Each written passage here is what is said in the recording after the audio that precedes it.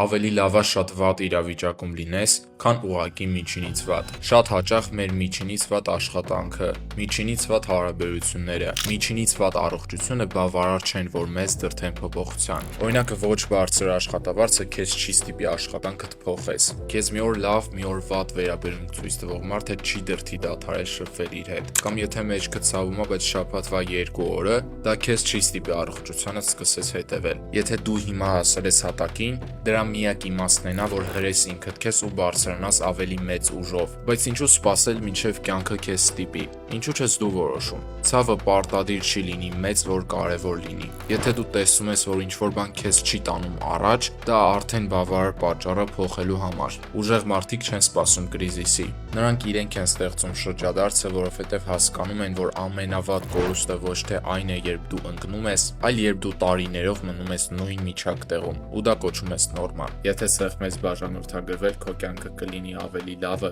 քան եթե չսեղմես։